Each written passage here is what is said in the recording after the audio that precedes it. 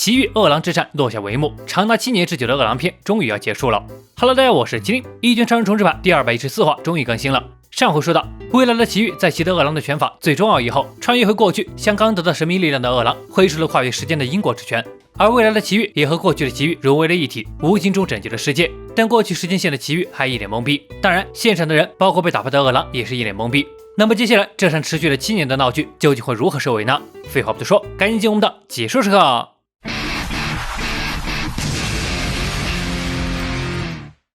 刚获得神秘力量，宣布成为绝对恶的饿狼，被这突如其来的一拳给打懵逼了，不仅直不起身，脸上附着的鳞片也碎裂开来。但他仍是没搞明白，刚才那一拳是怎么出现的，威力之恐怖，连那秃子都无法匹敌。而此刻，早已积压着怒火的英雄们纷纷围了上来，准备教训教训这到处设立英雄的狂妄家伙。的确和我的核心很相似呢，是吧？不知不觉的就把这东西握在手里了。另一边，未来的奇遇融合消失后，只留下了残破的杰诺斯核心以及莫名破裂的裤裆，被奇遇暂且打了个结。虽然不太明白，但杰诺斯还是伸出了连接器，试试看这核心能不能启动。果然，在连入连接器后，核心有反应，这就更搞不清楚是怎么一回事了。这核心竟然和他本体的一模一样。可就在导入核心的某一刻，杰诺斯的意识突然陷入其中，和奇遇一会儿穿越时空而来的核心，其中埋藏的记忆一瞬间涌入了杰诺斯脑海。从饿狼成为绝对恶，所有人陷入昏迷，接着他被饿狼一击贯穿，再他复制拳法和奇遇打架，认真掀桌，认真打喷嚏。所有在未来发生的一切，杰诺斯都看到了。喂，杰诺斯，你怎么了？抱歉老师，稍微有点头晕。杰诺斯已经大致明白了，这个核心的确就是他自己的。难道说这段记忆是已经发生过的未来吗？也只能先这么推测了。老师，你什么都不记得了吗？记得什么？根据这里残留的记忆来看，您和这东西都是从未来来的啊。简单来讲便是，所谓的平行世界是基于多重世界的假设。我猜这个核心是老师开始时空逆转时分离出来的新的老师所形成产生合体的现象，所以分离还是机械。杰诺斯的平行世界理论打一开始就从奇遇左耳朵进右耳朵出，为了不再受折磨，奇遇只得敷衍道：原来是这样啊，妈，就当做是这样吧。总之看到你和往常一样，我就安心了。是没有这段记忆了吗？其实奇遇只是单纯没在听。不对，奇遇老师的话应该和深海王那时候一样，也许是为了给其他还在奋斗的英雄们一个面子。其实奇遇的确是没有那段记忆了。反正不管如何，杰诺斯是知道了，这大战的背后是奇遇老师穿越了时空所拯救的，拯救了大家，也拯救了世界。就连饿狼本人也并不知道。再然后，除了奇遇老师外，知道这事儿的整个宇宙里恐怕就只有他一人了。想到这儿，杰诺斯嘴角微微上扬。杰诺斯啊，你在傻气什么呢？没什么。杰诺斯暗自决定，作为奇遇老师的徒弟，他必须将这件事传达给理应知道这件事的人。老师，果然老师总会在关键时候赶到，拯救大家呢，不愧是英雄。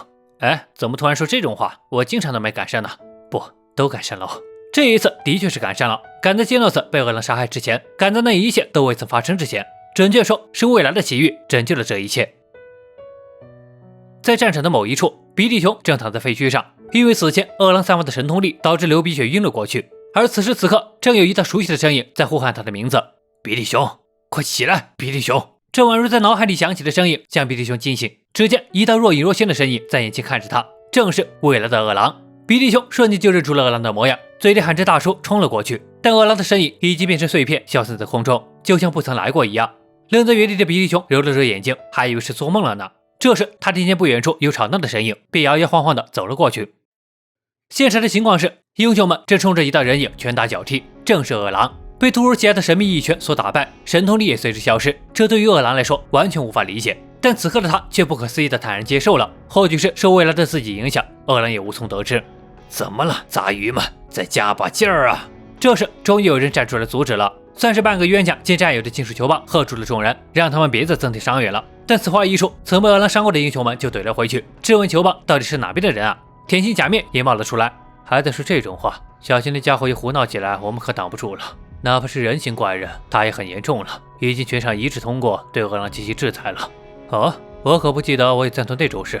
我也是啊。你哪位啊？奇遇站了过来，表明了态度，还顺道问起刚才是谁把饿狼打败的呀？难道是爆破大叔吗？闪过的 Flash 说道，他也没看清，只是以为借着一个全裸的男人突然出现一拳把饿狼打倒就飞走了，的确像是爆破的行为。假面一听是爆破，也吃了一惊，而财经家尔则关心着为啥会是全裸的。此时爆破的风评无辜被害，现场唯一知道情况的只有奇遇手里的杰诺斯。老师，我觉得只有您才有资格对饿狼进行处置啊？为什么？算了吧，我也不是很懂处置什么的，感觉饿狼那家伙是故意在挨打。既然这样，就让他们打到满意为止，也挺好的。虽然对那家伙来说不痛不痒就是了。但仔细一看，真的是那样吗？这些人下手可不轻，看着饿狼被揍得快不成人形，邦果都快看不下去了。不过这时又有人站了出来，全裸出场的僵尸男推开人群交替的众人，表示他有些事想问问饿狼。饿狼，我不认为人类仅凭怪人化就能获得那种力量，你的力量应该别有出处吧？比如说神明之类的。敌人干部里其中一人也有类似的迹象。Flash 突然插嘴道：“神明，爆破好像有提到过。”奇遇眉头一皱，爆破有说过吗？他怎么不记得？这时饿狼突然咧嘴笑了，嗤笑道：“还以为要说什么呢？神明在做梦吧？这些全都是他本人的意志所为。”说着便张开双臂，让僵尸男给他个痛快。僵尸男眉头一皱，这家伙已经不想活了吗？